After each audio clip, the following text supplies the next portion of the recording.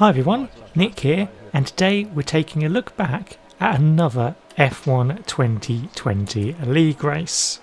This time it's round 16 of season 3 of the Serious Racing League, and we're at Albert Park, home of the Australian Grand Prix. Now this is not usually a track that I'm amazingly good at. You'd think the amount I've driven it over the years in millions of aborted career modes, you'd think by now I'd have absolutely nailed it, but maybe everyone else has nailed it. I just haven't really. It's a track I quite like. I think it's one of those ones where you have to be really on it. You have to get the traction for as much speed through the corners, cut as much of the track as possible, and just absolutely go for it. And sometimes I'm just a bit, I don't know, maybe a bit too tentative or something like that. I don't know, just never really works out amazingly well for me. And one extra thing that I was having in this particular race that was going to not hurt my chances but going to make it a bit more interesting than normal was that I've recently upgraded to having a Loadcell brake pedal to go with my usual Fanatec setup, and that kind of meant sort of learning how to brake again, which, you know, it's reasonably important to be able to brake on a racing game, especially one where it's, you know, braking is one of the most important things you can do on this game. So yeah, that was gonna make things interesting, and in all honesty I was going into the race thinking I just want to get through all the laps, don't make any mistakes, don't do anything silly like ploughing into the back of people because I've completely missed my braking point or braking 20 years too early for a corner, something like that. I just wanted to have a nice solid race and almost treat it not like a practice, but kind of like a practice, but a bit more competitive. You know what I mean? Maybe. Anyway, into qualifying then. No rain predicted for qualifying or the race, so that was great. And, well, same old thing really. First lap was okay, it was alright. It was not too bad, but it was nothing really to write home about. And yeah, it was just going to serve as a banker really. It was going to give us a delta to have a reference in the top right corner, 123.1. That's all I can say about that lap really. So second lap, we're going to follow this the whole way around because it ended up being my best of the session. So going down into turn 1, brake just after the box on the left hand side, try and cut as much of the first corner as possible and use the limits of turn 2 as well, but not too much. This one I find really tricky. I think it's possibly one of the trickiest on the track. Get it turned here. It's probably been a little bit slow. I think I got it up into 4th gear. I haven't really 100% decided, but I like to go in 3rd and accelerate out quickly. I didn't do that there and it cost me a bit of time. We're doing okay here. We're about a 10th up, and there was definitely more time to find it over the rest of the lap. So this corner is a little bit tricky. Apparently isn't actually going to be here in 2021 onwards. Great news for me anyway. And we've made a lot of time up there, nearly a quarter of a second up. Fast left to right, this is always really tricky, especially to not invalidate. We haven't really made the apex of a left-hander, had a couple of goes at getting the apex of a right-hander, so it's not as good as it could have been, but we haven't lost any time. That's really important. So only a couple of corners left to go after this one. Decent exit from that one. We get nice on the apex there and use the full width of the track there, get it braked, get it turned in nicely, back on the throttle again. And we've done quite well for that last corner for my standards anyway. And we're now over 4/10 up on a previous best. Cross the line, 122.755. And that at the time was good enough for 10th. However, that was going to be 12th by the time I went out for my 3rd and final run. And it was an okay lap, but not massively much better. You see, we gained a bit of time there. And first sector, okay, we're going to have to try and gain some time on the rest of the lap. So we look like we're going okay through there, but I straightened the car up too early, and it means that I'm invalid. I've extended on the track limits there, and that's that lap in the bin, unfortunately. So we ended up qualifying in 12th place on a 22.7, 1.2 seconds off. If we'd been able to do a little bit faster, I reckon we could have got a tenth or two faster than that, no bother. So maybe we could have snuck into the top 10, but I think at this stage I'm still a little bit nervous and a little bit tentative on the brakes, a bit inconsistent, so it wasn't ideal. Anyway, starting on the soft tyres, let's see what we can do down into turn 1. This is going to be very tricky because it all sort of concertinas up and there's always carnage here, as you'll see on the left hand side as Ryan Port collide, and on the right hand side where Hags goes off. So we are already up into 9th, make that 8th because Mav went off the track. So we're up into 8th place, 4 places made up there in 2 corners just because we haven't really done anything wrong. So that's great from our perspective. Not great from the people we've overtaken's perspective and people who are maybe got damage or facing the wrong way. But, you know, we're not going to complain too much. You can see up ahead we've got people battling side by side, Blarg and Wiggins. Thinking about it at the moment here, whether we can maybe go round the outside of Blarg. No, we're not going to do that. That's difficult anyway, even if you know how to brake. Without any confidence in it, just don't do that. And we're just going to keep up our usual mantra of keep it solid on lap 1. We can gain places by other people making mistakes. And we've done that already, 4 places made up. So you can see up ahead we've got people going side by side, and you can see at the bottom of the screen and behind us Maxi has gone off at the fast left right, and a virtual safety car has come out to neutralise the race. So we're just going to chill out here. As you'll have seen in previous races, we're going to make sure we observe the delta because we don't want to get any drive-throughs or anything like that.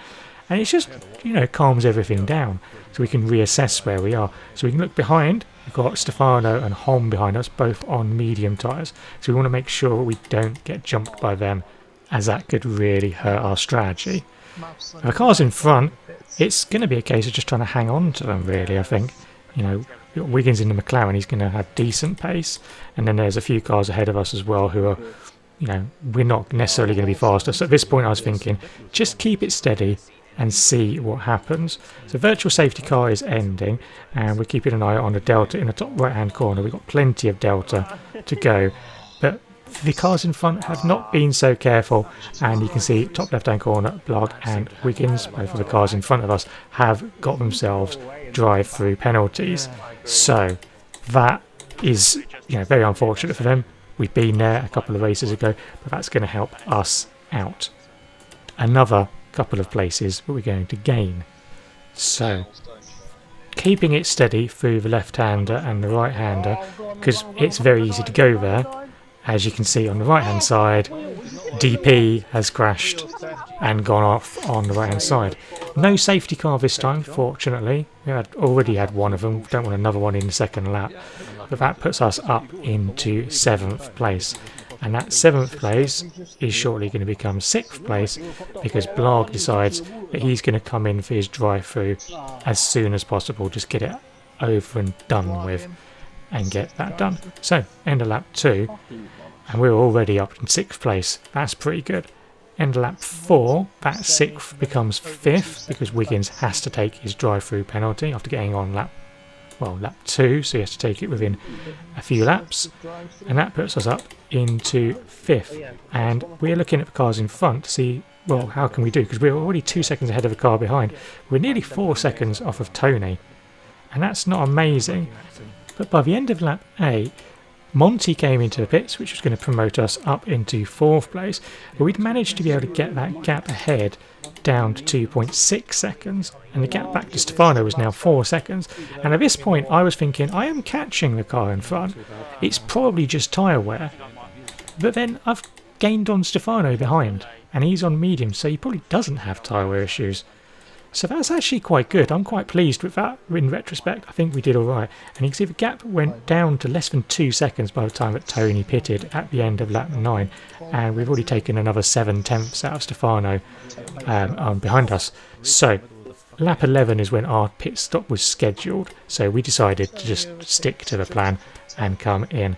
Plan was to do a one-stop strategy, to go softs, then mediums, and then just see how it goes, really. I mean, we were kind of banking on the fact there might be more safety cars. It's a very tricky track, as we said. There's lots of places you can spin off and go into a wall, especially when your tyres get a little bit worn or you're just on bad tyres like the hards, which are just awful.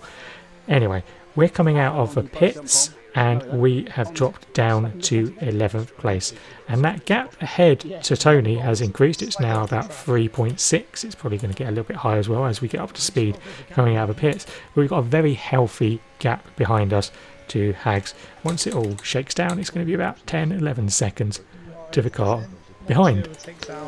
End of lap 12, and Wiggins and Chugsy both have to come into the pits, and that promotes us up to 9th place.